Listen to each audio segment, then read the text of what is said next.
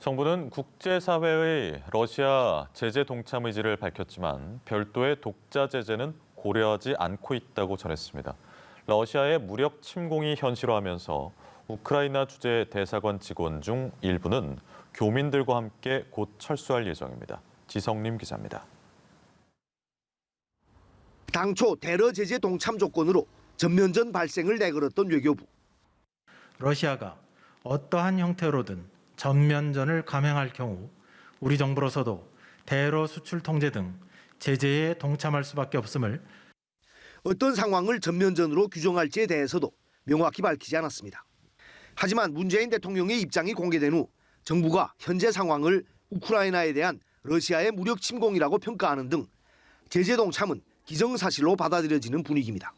미국은 반도체 등 핵심 부품과 전자기기 등의 수출 통제 방안을 유력하게 검토 중인 것으로 전해지고 있습니다.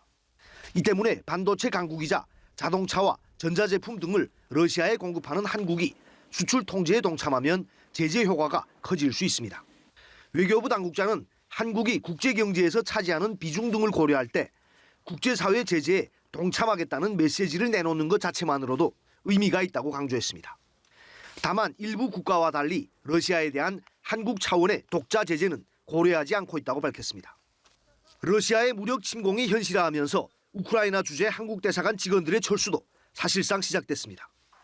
우크라이나 수도 키예프 주재 공관원 중 일부 비필수 요원은 철수하는 교민을 인솔해 곧 출국할 계획입니다.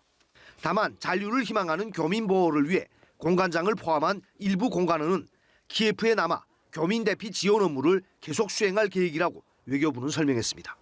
연합뉴스TV 지성림입니다.